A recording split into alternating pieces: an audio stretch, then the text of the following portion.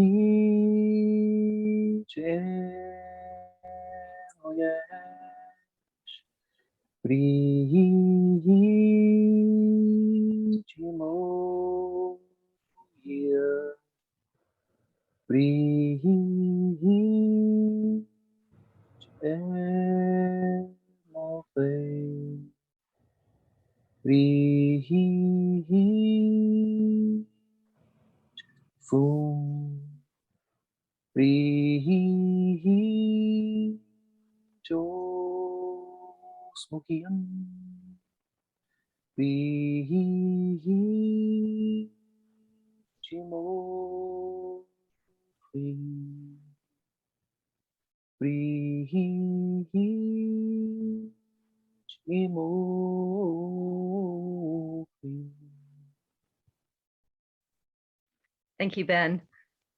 The Oxford Dictionary defines the word deity as a god or supernatural being considered divine or sacred. I would like to ask the two of you what your exact idea or definition is about the nature of deity and how it applies to you personally and from a broader perspective as a practicing Druid. Yeah, I was thinking about this before the podcast, and closest way that I can describe how I tend to view it is kind of layers of awareness. So I'm definitely more comfortable with the idea with the plurality of divinity, the plurality of God, simply because I guess I have some negative connotations with the word God, just because of the way in which I grew up seeing it used around me and used in the dominant culture, because it carries this very paternalistic, almost tyrannical aspect to me in a number of senses. And as my Druidic practice has gone forward and I've learned and had experiences on my own and just, lived life, I tend to see things as layers of awareness. So I have, at me as myself, I have a particular layer of awareness, which is, what I do day to day, the way I see sunrise and sunset, and, my relationships. And I am gifted with certain gifts and certain blindnesses as well. So like nature tends to give us the perceptions that we need. We need, I need to see in a visible spectrum. I need to hear in a particular spectrum. I need to be able to sense cold and hot and wet and dry and light and dark, and, sense when something is dangerous, when something is safe. But then, you contrast that to something like, I don't know, maybe a spider who creates a matrix on which they live, and they're sensitive to the movement of what that of that web, and has a totally different sense of the world than I do, but one that is specialized for its particular existence. When it comes to, say for me, Bridget, I actually wrote a poem about her that I wanted to kind of share, because it's so hard to, I don't know, it's so hard to describe how you feel about, a being that you love, in ways that doesn't, in ways that doesn't lock it down into something and make it, that's why I like poetry. And I think that's why the Druids like poetry, because it gives you a way of speaking about something that doesn't, pin it down, like, pinning a butterfly into a collection, it lets it breathe a little bit. So I'm just going to read this here. It's funny, sad, joyful, mysterious, and extremely confusing to have loved you, Bridget, my whole life, and never have seen your face. Sometimes you are so far away I cannot feel you at all. Sometimes you dwell in my heart and set it ablaze. I have felt you among friends and seen you in their eyes. I feel your gentle breath move through me when I light a minuscule flame before you, and see you in the bond between mother and child, fathers, sons, brothers, sisters, grandparents, and clan. I have learned snippets about you. I know your heart moves through hearth fires and bubbles from hollow hills in the healing waters of hidden springs. I know your hands reside within the generous and rise with those who seek justice in a world that habitually loses its way. I know your mind excites the willing poet and seduces them into exposing their heart in places where poetry creates destiny. And yet, because and despite of all of this, I feel I barely know you at all. How much is me? How much is you?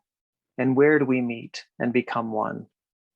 Foster mother of the gale, goddess and saint, mountain traveler, all I know how to do after all these years, all these philosophies, ceremonies, and meditations is to live, to open the doors of my heart wide and create a place within me that entices you to remain.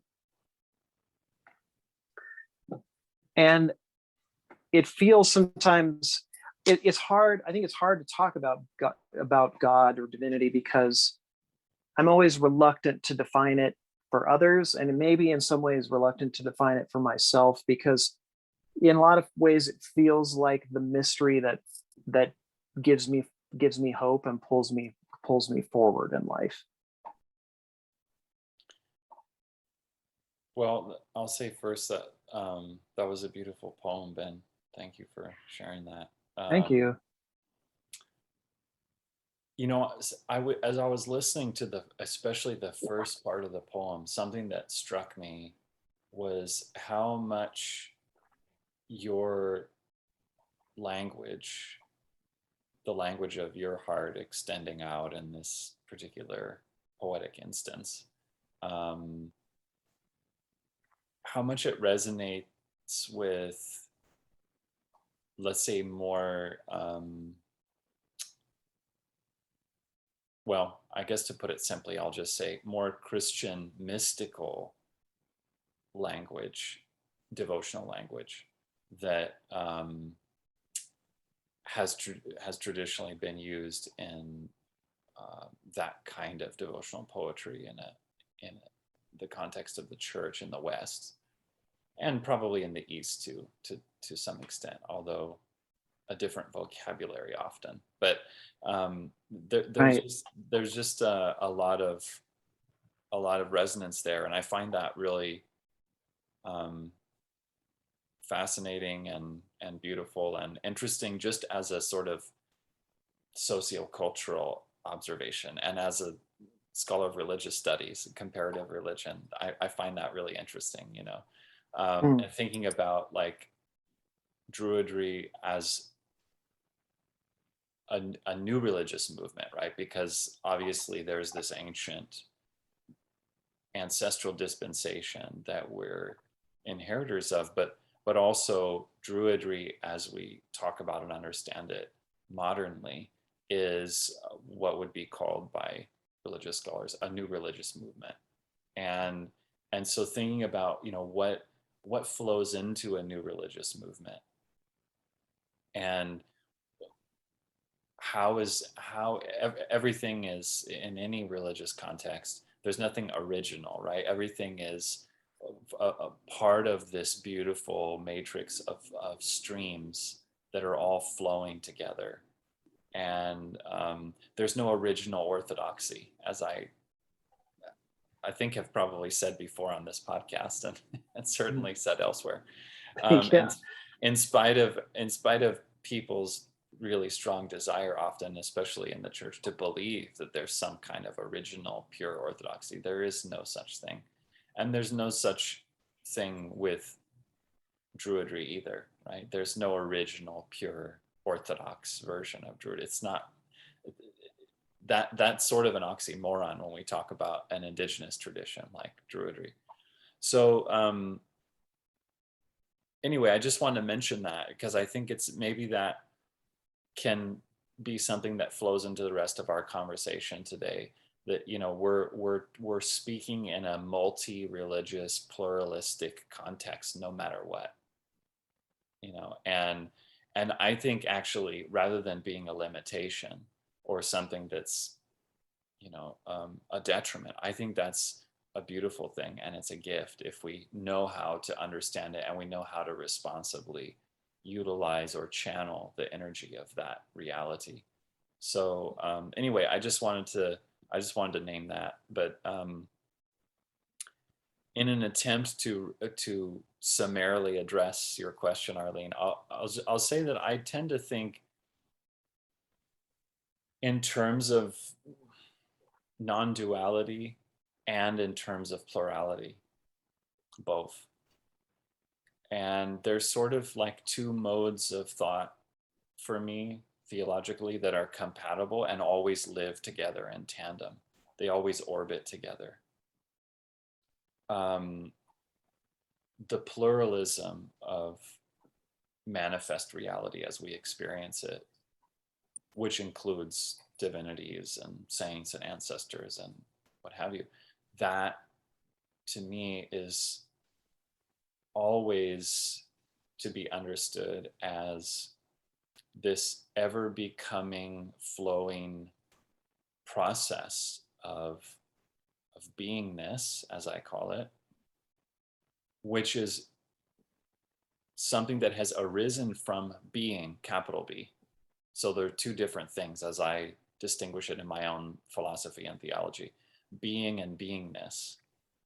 And so when we talk about the plurality of divinity, to me, that's something that is manifest in an infinite, potentially infinite at least, number of ways, and in a vast plurality of ways on this planet or in this world alone, as we know. And that's all part of the kind of fabric of small r reality of beingness, of the transitory and beautiful and ever-changing, ever-becoming fabric of reality as we experience it through the senses and through our mentation and all of that. But then I think in an ultimate sense, divinity is non-dual. It's one foundational reality that is totally ineffable. It's totally incomprehensible to us. We can't frame it in language. We can't really intelligently, in my humble opinion, say much about it at all. In fact, I think it's better to not try to say too much about it at that level, right?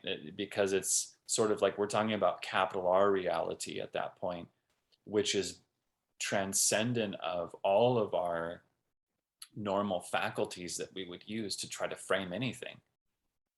So we could call that the source, we could call it the ground of being, we could call it being, we could whatever, you know, isness, Rigpa, non-dual awareness, Brahman, whatever you want to call it. Yeah, that's sort of, that's what I would define as ultimacy.